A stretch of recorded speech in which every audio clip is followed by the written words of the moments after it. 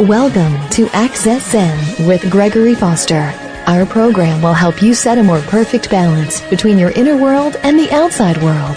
And now, here's your host, Gregory Foster. Hey, good morning, everyone. I hope everyone's having a really beautiful week. I'm Gregory Foster. You're listening to Access Zen, another incredible show for you today. The title of our show today, which I think is pretty appropriate in this incredible information age that we live in, is called Unplugging from the Distractions, Finding Peace of Mind. And in just a short little while here, I've got a very special honored guest, Brother Satyananda from the Lake Shrine Self-Realization Fellowship Group. He's based here in Palisades, which is just north of Santa Monica.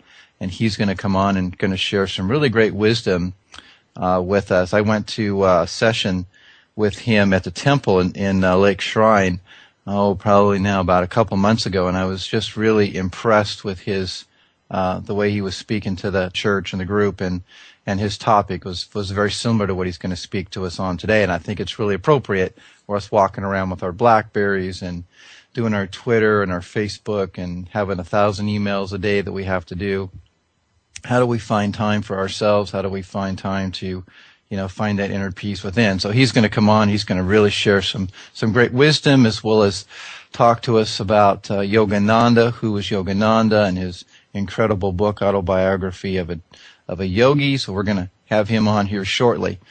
So I wanted to read to you a very appropriate, as you know, we had Craig Renwick on the show a few months ago. And he's got this, wonderful blog spot that really kind of shares a lot of wisdom. He goes into, just to set the stage, he does a lot of deep meditation, and then when he comes out, he's got these wonderful little sayings. He puts them on a blog, and of course you can get them emailed to you. So here's what he said that I think kind of sets the tone for today's show, and then we'll bring on Satyananda. How much is too much?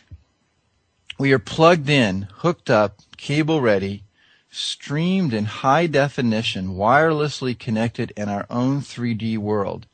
We are vampires for information. Sometimes it seems regardless of the quality of the content. It sometimes seems we continue this voracious appetite because we are lonely and feel that unless we are connected, we are not a part of this world. I read that the world has now produced more information in 48 hours than it did through all human history to the year 2003. Wow. All that in 48 hours. But again, how much of it is quality information? How much of it is just white noise to soothe our loneliness? My friends, it is okay to unplug. Besides, being silent is not a bad thing. In fact, our bodies are wired to use being silent as a useful tool in our spiritual development. Being silent is not the absence of sound, but silence can bring one in contact with the divine, our divine nature. Let me tell you that this is a whole lot better than the simple shenanigans of some wannabe celebrity. I know this may cause stress with some of you, but why not try to unplug, shut down, be silent for a little while today? Who knows, you might need an old friend, yourself. How about that? So Satyananda, how are you doing this morning? Thank you, Greg. It's early, but we're started and ready to go. Beautiful. What did you think of that little saying there? Is that kind of pretty appropriate or what? It's very appropriate, especially the part about being silent and meeting a friend, yourself. Yes. Yeah, yes, we just don't get enough of that, do we? Well, that's definitely what can happen. Wonderful. Well, I'm just so honored to have you on the show again. Thank you so much for being here today. Really appreciate it. Well, you're doing a good work, and I'm happy to be a part of it this morning. Thank you very much. I just want to share with the listeners that kind of when I started my spiritual journey, when I started to really discover myself on the inside, one of the first places that I went to after I got involved in yoga and meditation and doing a lot of hiking was I heard so many great things about Yogananda and his mission from India to the United States, and I read his book, and I wanted to come out to the temple, and I got a chance to sit in there, and I did some meditation. This was back when they were doing it on Sunday nights, and I just remember just this incredible sense of peace and well-being that filled me inside and out. And just listening to, meeting everyone there and how supportive they were, and then taking that walk down those stairs and then around the lake, and you got these little beautiful little stations to go visit, including there's a place where some of Gandhi's ashes lie. That's correct. And I have to tell you that was very memorable for me, just feeling that peace, and I so much needed it back then. So thank you for being a part of that. I really appreciate that. Well, Yogananda created these spiritual centers in the United States to try to anticipate the very real need that people have. And it's not just a church indoors, but he said this is a beautiful outdoor shrine. And when we find nature, like here at Lake Shrine, we have this big lake and swans and birds that fly in and little nooks around with flowers around where people can just come. It's beautiful. As you experienced, I'm sure, walking around, you just see people quietly sitting. And we've appropriately put up a couple of signs at the garden entrance, say, cell-free zone. And people really, they try to honor it. And you can see them with their eyes closed. You can see them with their eyes open, enjoying the beauty. You can see them just being reflective. And you see a lot of smiles. Yeah, and in the lake, listeners, this beautiful green lake with all these palm trees. And isn't it one of the largest man-made lakes in L.A.? Is that right? Well, there are a lot of reservoirs and so forth, I think, but it's one of the oldest. And it used to be actually kind of a quarry, an old rock quarry, way back before 1900. And it gradually filled up with water after it was abandoned and became a natural lake that, all the water runoff drains into. So it's self-sustaining in that way. And then Yogananda acquired it and started the process of turning it into a beautiful, lush garden-type paradise. So this was his vision, and like I was saying, there's these beautiful swans that come and, they sit on the lake, and then you've got these beautiful koi fish swimming around and turtles, and it's just a really, if you get a chance, I highly recommend. It's Lake Shrine out in Pacific Palisades, basically PCH and what is that, Sunset? Sunset, West Sunset. Yeah, just a beautiful, beautiful place. So share with us Yogananda's vision. When did he come to the United States? Give us a little overview on who was Yogananda and what was his mission to the U.S. and what inspired him to pick such a beautiful place, and et cetera. Well, Greg, in his book, his opus, the Autobiography of a Yogi, he tells about the whole, his whole life beginning with a very important search, and that is a search for what he called realization, realizing his true nature as a soul and a oneness with cosmic spirit. And so the first part of the book of his life is all about his own personal search for discovering oneness with cosmic consciousness. And then finding his teacher, his guru, he gained that realization, almost the same story like we have of the legendary one of Buddha, Siddhartha becoming Buddha. And so it's kind of a modern version of that. And after he had that, full realization, he was instructed by his guru, his master, to share that with others. And so he came to the United States to found a organization that could be sustainable into the future beyond his own demise, with the idea of spreading timeless teachings of India that lead one through a beautiful spiritual lifestyle into greater realization of ourselves. And so his purpose really was selfless, wanting to share the most beautiful thing he had ever experienced, to share it with others. And he recognized that an important way to do that would be to found not only temples, that is, temples are churches, which are concentrated centers of worship, but to surround those centers of worship with beautiful gardens. And he said, I want meditation gardens where people will come and they will, commune and feel the presence of God. So Lake Shrine was one of them, and part of his vision, of course, was, as you mentioned, the Mahatma Gandhi Memorial, and Self-Realization Fellowship does have the only ashes of the Mahatma outside of India. And it was the kind of the heart of his concept to have a center that honored all world religions. So on one side of the lake we have a shrine and sarcophagus with ashes, and on the other side of the lake we have what we call a court of religions. And we have the little small edifices there, simple edifices to honor each of the major religions of the world.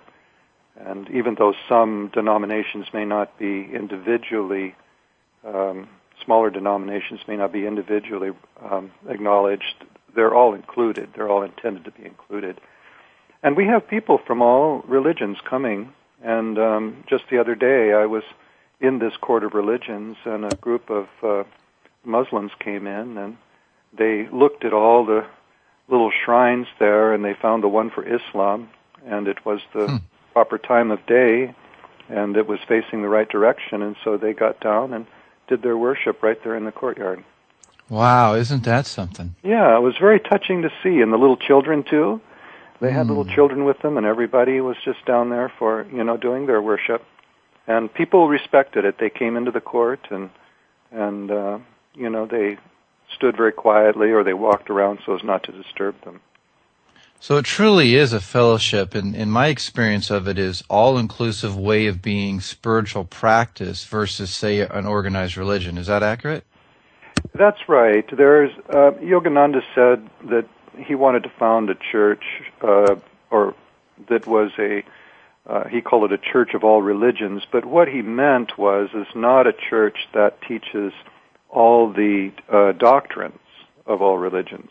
He said at the heart of every religious faith there is an inspirational truth, or inspirational truths that are reflected in scriptures and inspiration from the prophets or the founders.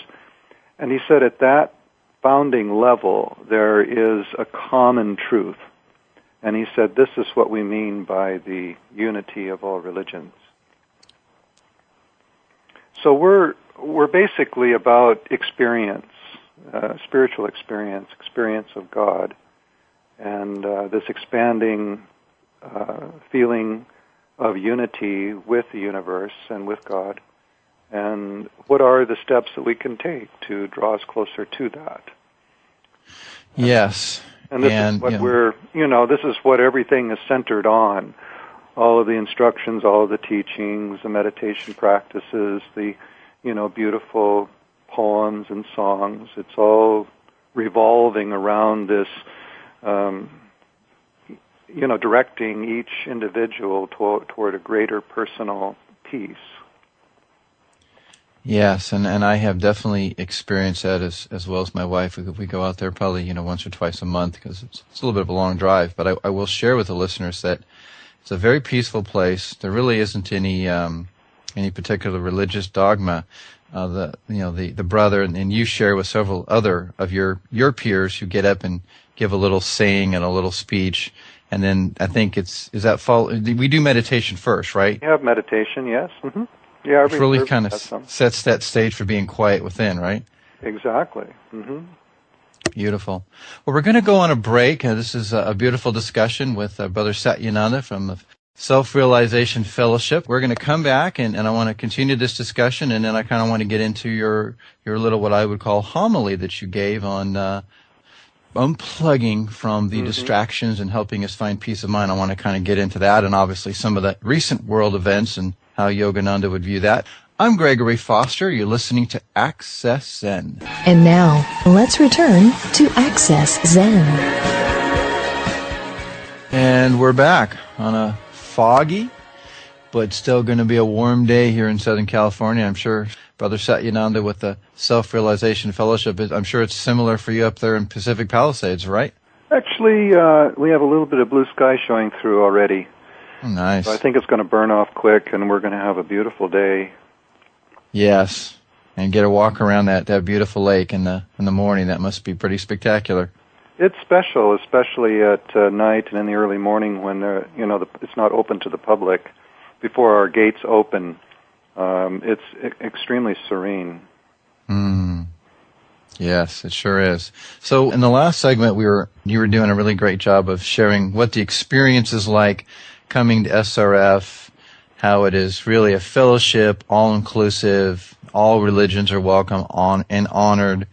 So what inspired you specifically to want to come on board? I mean, tell us a little bit about your background. I know you graduated from San Diego State University, but share with us your mission, your personal mission, and how you got to where you are. Well, thank you, Gregory. It's interesting because in the autobiography of a yogi, as I was saying earlier, Paramahansa Yogananda kind of describes his own spiritual search, and that really is a universal experience that people have. They begin to awaken to a desire for something more than what they've been experiencing in life, and they just aren't happy with the same things that going on. They want something new and fresh. And I had the same kind of discontent. I was studying at the university, and my father was a successful businessman and wanted me to join his company. And I looked ahead on my life, and I wasn't satisfied with the options. And I had something of a higher dream, and I wanted to fulfill something greater. And I didn't feel I really understood the purpose of my life. And so I actually took a semester off from my studies and studied philosophy. I wasn't really seeking God or divine experience. I was more seeking what I called a better world view. I didn't like the world that I was living in. It seemed pessimistic to me, and I was insecure, and so I started studying philosophers and reading about life, and that gradually led me to the philosophy of India, coming from very ancient times. And when I started reading there, something inside was becoming fulfilled. And when I found Paramahansa Yogananda's teachings, he started really speaking to my heart about how every human being is seeking happiness, and there is a potential happiness that he describes as bliss, or in Sanskrit is called ananda, and he defined that bliss as being ever new, coming from within us, each one of us, and it's not dependent upon outer circumstances or conditions or people. It's a condition within itself, self-sustaining, and it's ever new. It grows continuously, and then that experience, he said, is God. And this was so fresh and so new, and when I read that and made the connection, I said, that I can't argue with that. That's what I want. And so then I began to read more about how can I get that. And as I followed, and even for a few months at first, I had a deep need to experience, to know that it was true. And I started making what Yogananda defines as a soul call. That is, when you have a deep need inside, you really work on that need, getting that need met. And when it's an esoteric need, a spiritual need, we define it as a soul call. And so this soul call started expressing itself inside me as an intense need, and it basically was, God, if you do exist and you are bliss, I need to have proof. Please prove it to me. And one morning I woke up and something was different, and as the day went on, I started having this personal experience unfold, and it was transporting for me. And this joy started growing within my heart that I had never dreamed was possible. And I was just sitting in my rented beach house, and this happiness just began to grow spontaneously within me. I had a couple of friends with me at the time, and I told them, please, write down everything I'm describing. I never want to forget this. And it continued for some hours, and then drifted on to a lesser degree for some weeks. And everything then began to make sense to me of what I was reading in the Eastern scriptures and also from saints and sages of all religions and what Yogananda was describing. And I knew it was true. And so then that propelled me into a search for a lifestyle that would support that, that goal. Yes. And so I realized that Yogananda had started a monastic order, and that had been way beyond the parameters of, my personal goals. I'd never even conceived of that as being an option. But because everything was changing for me so dramatically on the inside, I realized I was awakening to something more important than I had ever thought, and it became very natural for me to choose a monastic life, which essentially is for the support of this spiritual awakening, and then the other part of it is to serve others and to serve their needs. And Yogananda says very appropriately that, the spiritually hungry are starving just as much as the physically hungry. And so our life is dedicated to spiritual philanthropy, you might say. And I've been a monk now and minister of Self-Realization Fellowship for about 35 years. And it sounds like a long time, but of course, time flies. It does. And I'm very happy with my choice. I've never wanted to do anything else. And I love the life of seeking my own enlightenment and at the same time serving the spiritual needs of others. Well, it's beautiful, and I have to share with the listeners that it really shows. When you're up there, I really enjoy, listening to you. You just have like this really beautiful energy, so I want to acknowledge that with you. Thank you, Gregory. Yeah, life is hard. Life is rough. We need to find a way to smooth it out and even to not only learn our important lessons, but to enjoy the journey. Enjoy the journey. Enjoy. And getting back to your name, so you were given the name Sat Yananda, and that means the attainment of bliss through truth. That's just really beautiful because that's really kind of who you are, right? Yeah, that's we have a Sanskrit. I have a Sanskrit name that kind of defines my path, my personal path, a little bit, and so joy through truth. Making the unknown known and the misunderstood, and to make it understood, and to find joy in that, and to ultimately discover a cosmic connection that channels truth directly and brings joy. Well, it's just inspired. Yeah. Beautiful stuff. Thank you for sharing that background. I think anyone who was really curious on who Yogananda is, and we're going to have another segment here. We'll talk a little bit more about him in detail, but I do want to get into the subject for today, which is unplugging from the distractions, finding peace of mind.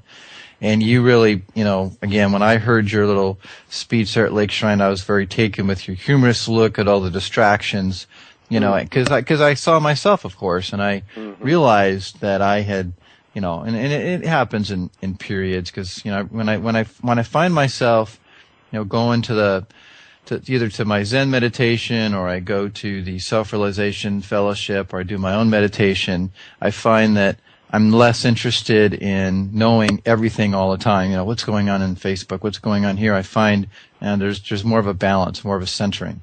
And that's kind of what your message is, right? Yes, that technology is good, and I use it and I need it, let's put it that way. But I resist becoming dependent on it. And I think that there's a big, difference there between using it and making it useful in your life and becoming dependent upon it. And I think as we grow in complexity in our modern society and we have ever more ways to connect, we really need to be alert and aware to a growing trend of dependency upon, these types of things. And it can actually become a distraction for us. And, I mean, everybody sees that every day on the street. People, doing silly stuff because they're texting or playing games while they're walking across the street. I like to say, there are too many dumb people using smartphones. It's getting to be an old joke, but I even think that Apple is now working on a transparent screen where people can walk and see where they're going as they're texting, and so I think we become too dependent upon, this type of connection, and we become distracted. So it's almost like to a certain degree. So there's different types of information, right? There's like in my job, I have a smartphone. And, I'm pretty dependent on getting emails because things are happening in the moment so quickly. Right. Someone will text me or email me, and I'm kind of expected to, and I need to be responsive to my customers. So there's that piece of it, right? Mm-hmm. And then there's here's the streaming Facebook, here's the streaming Twitter, here's all of the other, things, applications on my phone. And, and to your point, I found myself when I got this new Evo phone from Sprint that's kind of like an iPhone. It has all these great applications. I found myself just spending so much time like it was a new toy. And in some cases, you'd walk in a room and there I'd be with my phone. And I suddenly realized that, and I'm like, these applications are great. I need to, get past the infatuation factor and just realize this is a very useful device. It has a lot of value, but it needs to be put away at times, Yeah, that's right. And in the presentation that you heard at the temple, I was talking about how important it is that we understand our real needs. And it's so easy for us to think that we need all these things because the environment is selling them to us. And so just because there are thousands of apps available doesn't mean that, we need to be a part of all that. And even if we can meditate for just a little bit to gain a little bit of stillness inside, and then even ask ourselves, what are my real needs? And I've done this with myself because I don't have a lot of money, but I have friends, and I've been offered an iPad and an iPhone and all this kind of stuff, and I think it's great for people, but my life doesn't really require it. And so I've put all my technology into a nice little light laptop, and I have just what I need on it, and I feel very clear on my needs. And so I think if people in their daily lives say, how can technology serve me? In what ways do I need technology, and it can be useful to me? That's beautiful. Yeah, and then, what kind of entertainment do I like? And I think that's part of our lives, and so you want to have, technology as part of your entertainment. But then the rest of it, beyond this circle of needs, essential needs, everything else is extra. And I think when we get beyond this perimeter of our real needs, we start taking a risk with our quality time. And our lifestyle can actually deteriorate without us being aware of it.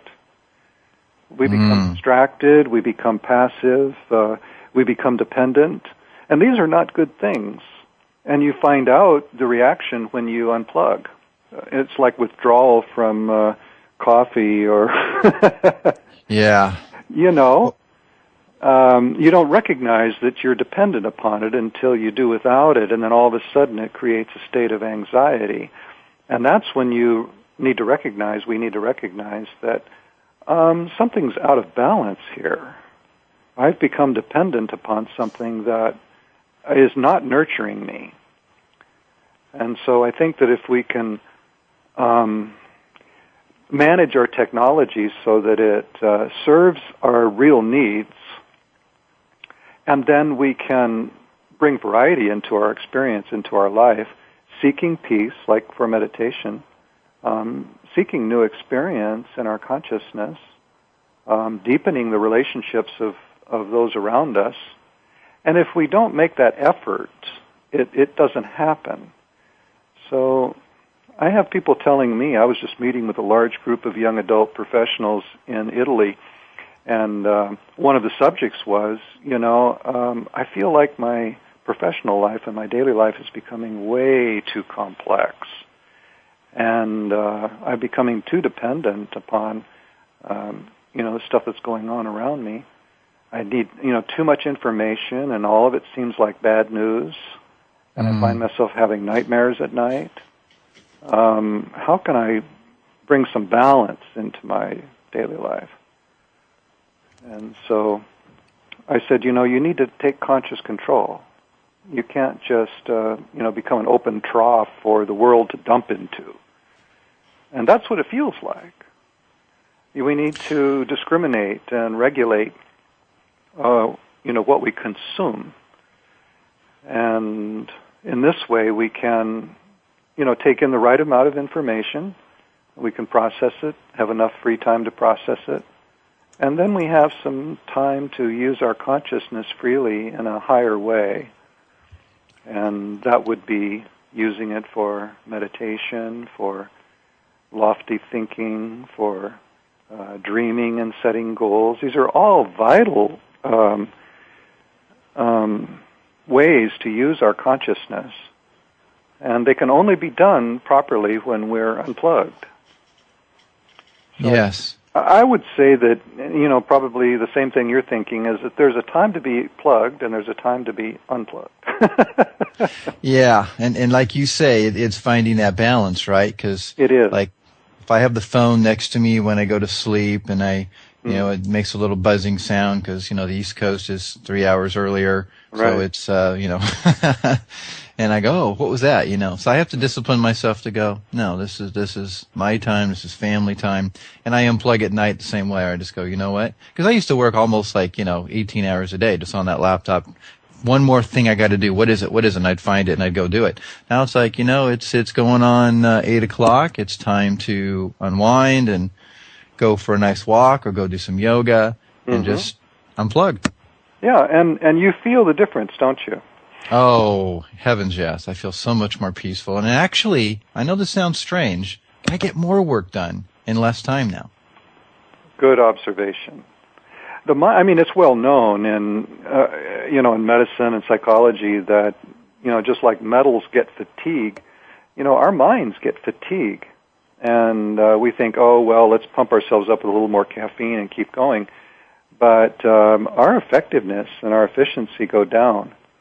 And in fact, Yogananda teaches us, and we begin to experience as we meditate, that there really is a higher mind. There's a higher self.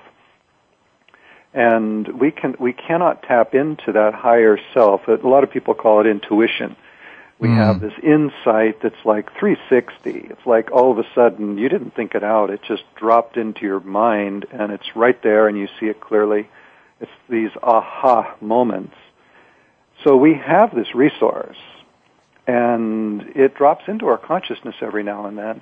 But if we're plugged in all the time and we're pushing our brains past the point of fatigue, it's virtually impossible for us to be receptive to these kinds of intuitive insights that actually are phenomenal and way more productive than pounding away extra hours of the day. And so meditation has this compound interest that it produces for us. That is, we can gain peace and a sense of comfort and release from the, stress and anxiety of daily life. But we also open ourselves up to a new source of inspiration that nurtures us and makes us more effective in our performance. That's wonderful. We're going to take a short break here in about a minute, and then we're going to come back and continue this discussion. So this is really, really great stuff. Satyananda, thank you for being with us this morning and sharing these really, really practical and beautiful wisdom insights. Good. I'm Gregory Foster, and you're listening to Access Zen, and we'll be back in just a moment. And now, let's return to Access Zen. And we're back with Brother Satyananda. So before we went on the break, that was really some great insights on gaining awareness to the distractions in our life and finding some peace and some space, even though we tend to have this engine that drives us. Right, Satyananda, that says, oh, I've got to do one more email or I've got to check one more piece of information because we feel like we have to fill that space, right? Yes, that's well said. That's well summarized. We tend to just kind of develop a habit of consuming information without planning and regulating our time. So, kind of taking us back here. So, Yogananda came to the United States in the 1930s. Did I get that right? 1920. It was in Wow. 1920, and he spent about 5 years on the East Coast in Boston and all around in the New England area, and then he came across the United States giving lectures, teaching meditation, and had his sights on Los Angeles because he said he felt that the West Coast was kind of open, way open for new ideas for yoga, for metaphysics, and then he founded Self-Realization Fellowship near downtown on Mount Washington. He founded Mount Washington, yes, 1925. beautiful place. So what would, and I know that, so Yogananda, he crossed over when, 1950?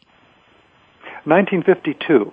1952, yes. 1952. Mm-hmm. So kind of before the advent, way before the advent of the 60s and the 70s and the information age.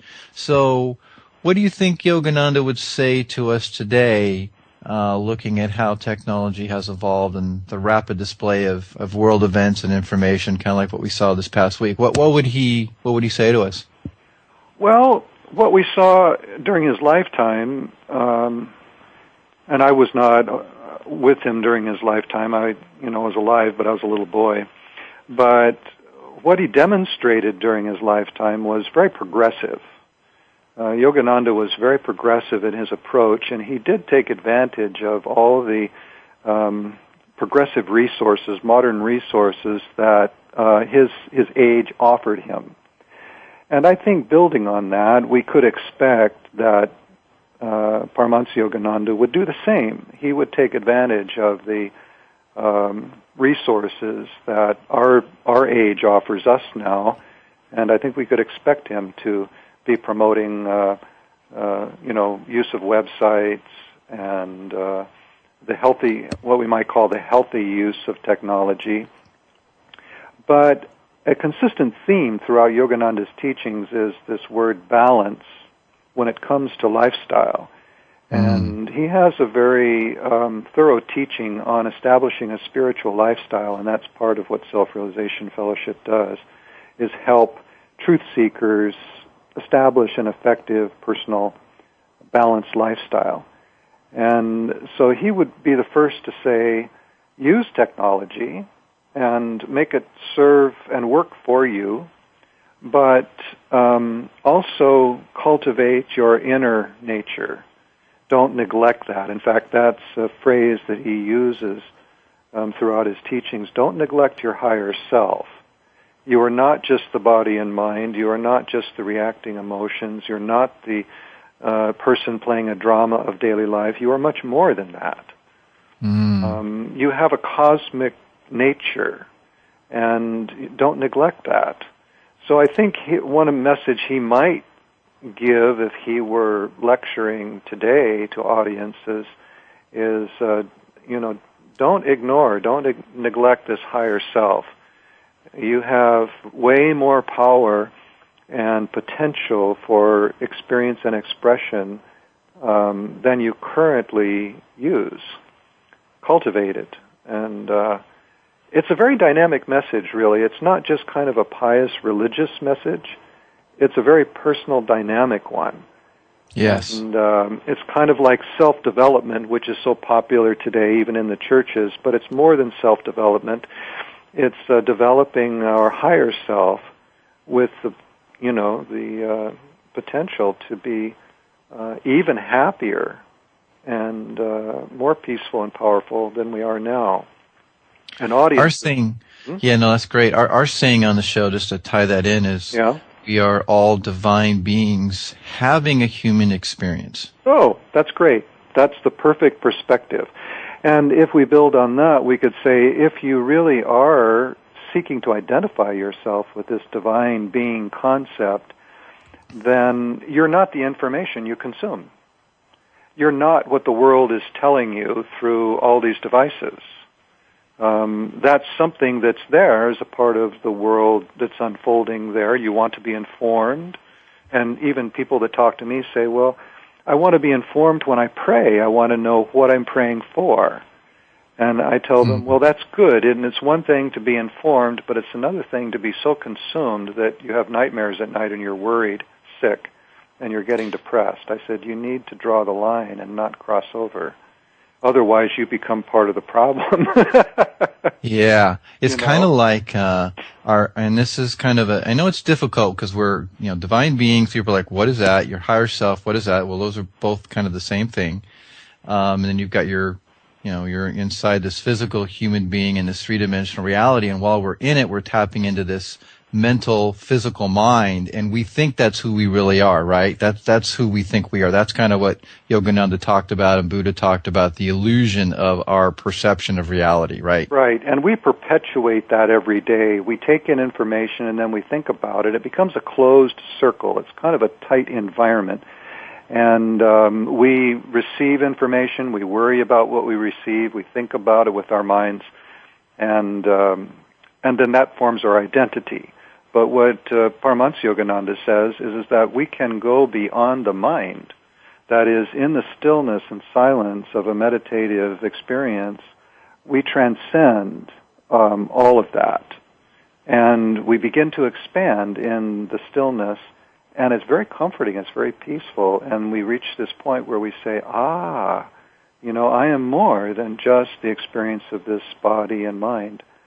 I am connected with pure spirit. And so we want to encourage people to seek that, and once they experience it themselves, not just hearing us on your show or reading in a book or something, they actually experience it themselves, it becomes motivating. And they say, oh, my life is not complete. I understand now the source of my anxieties and fears, and I can transcend those. Thank you. Two questions I did want to ask you because we've got about 5 minutes left here, and I say this to a lot of guests that come on the show, Satyananda, 45 minutes just not enough time, Two questions. The first one is, can you kind of help us understand what is the difference between prayer and meditation, and how would you combine those? And then it kind of leading us into, okay, so someone's got all these loud voices going on in their head and anxiety, and I certainly had that. And then how do you get to that place of just being, that place of just peace and bliss, where there are no really thoughts? It's just you're just in a state of really a wonderful feeling, right? Mm-hmm. What was the first question again? First question is, what is the difference between praying and meditation, and how would you combine those? And then how do you use that to get to that peaceful bliss? Good. Well, I like to say that meditation empowers prayer.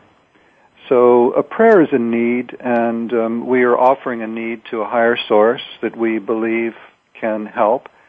And prayer is very important because of its petition.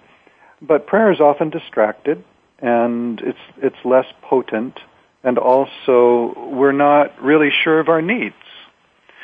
And so I like to say the more specific the prayer, the more specific the response. And meditation actually prepares us because as we, and this is a nice analogy I think you'll like, that as we unplug, from the, daily drama and the flow of information, we're actually plugging in again to a greater source. And so as we sit to meditate, we become plugged, we can feel it actually taking place where we are becoming connected with something greater than ourselves, and this becomes an expanding feeling, and this leads us into a true state of prayer where we are not just anxiously petitioning our needs, but we are deeply communing with a resource that we have faith in, and we know that cosmic resource, God, is there for us. Now, the second part is, how do we do this? And a real simple two-part exercise that your listeners can practice You start with a little bit of tensing and relaxing of the body, and then you do some deep breathing as you tense, and then you exhale as you relax. So you inhale the breath, you tense the body, you exhale the breath, and you relax the body. Do this several times, and then sit in a comfortable place. Do a little bit of gentle deep breathing without any tension at all in the body. And then we teach people when they meditate, they close their eyes, but they lift their mind and their gaze to a single point between the eyebrows. There's a single spiritual point in the body. It's called the third eye, spiritual eye, and you lift your gaze there. This way you won't fall asleep. And as you center your mind and your eyes lifted at that point and the body is completely relaxed, let the body breathe by itself. Don't control the breath.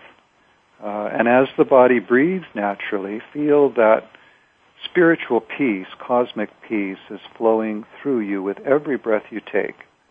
Let go completely of the pattern of thoughts, the inner conversation. Just feel like every time you exhale that all of that chatter, that inner talk, is just flowing out of you until you're completely free. And there's just the soft flow of your breath, and the mind and the gaze are lifted. And you begin to feel then, in the stillness, a vibration of peace. And it feels really, really good. And you remain in that state for as long as you like. And then you can become aware of your real needs. That is, you have a need, you thought it was a need for, some situation to resolve itself, but now you realize all you really needed was some comfort. You needed some reassurance that wasn't coming from your environment. But now in meditation, you're starting to feel reassured. And this is one of the little miracles of spirit. And as you come out of meditation, you realize that without having to go anywhere or do anything, a very deep need was answered. And it was your prayer all along. And this happens again and again in meditation. I'm sure you've experienced it. People experience it all the time. So it's just a matter of, unplugging from the flow of information from the world and then plugging into a greater cosmic resource. Thank you. I find that, and we've got about 2 minutes here, I find that in the past, we always couch it this way too, in the past, I don't want to carry this forward anymore, but I find that, my work and all of the things that go on in my life, Satyananda, that I sometimes used to find that I would get so caught up in that I was almost addicted to that anxiety energy that I'd be like, I don't have time to meditate. I couldn't take a break from this to meditate. Yeah. And then recently, and I mean really literally recently, I started doing it in the middle of the day. I started doing it in the morning when I got up. I just started finding little spaces where I could take 20 minutes and just do that beautiful little exercise that you did. I also have some guided CDs that I'll share with the listeners in future episodes. Excellent. That really set the stage, as you just said. Get back to this place of bliss. And what I found when I came out of meditation, and I'm sure I encourage anyone to try this, getting to that deep place of peace where you're beyond your thoughts, you're beyond your emotions, you're beyond your intellectual mind that wants to understand everything. You get beyond that to this place of peace. When you come back out of it and back into your normal everyday life, I'm just telling you, things just make better sense. They just really do. Good testimony. That's important testimony. And that's what everybody really, can benefit from. And so, we get anxious because we think, well, if I'm not filling constantly my mind with the latest flow of events and activities, what do I have? But the answer there from Yogananda is, you have everything. He says, I have a beautiful quote, it's very short. He says, if at this moment you could completely calm your body, your thoughts, and your emotions, you would instantly become aware of your true self, the soul, and your great body of the universe throbbing with the joy of God. So that's the potential that's awaiting us if we take that step inside. That's beautiful. Well, Satyananda talking about Yogananda. Thank you so much. Can you just quickly share with the listeners how they would reach you? Well, ironically, the website is great. yogananda-srf.org. Also, where I live and serve, lakeshrinetemple.org. And our contact phone number here at the Shrine is 310-454-4114. And we're right at the end of West Sunset and Pacific Coast Highway, sandwiched in between Malibu and Pacific Palisades. Beautiful. Thank you so much. We'll be in touch. I look forward to having another wonderful session with you at the Lake Shrine Temple. We'll see you at the temple, Gregory. Many blessings. Okay, take care. Take care. Bye-bye. I'm Gregory Foster. You're listening to Access N. Make it a wonderful week. Thank you again for being a part of Access N.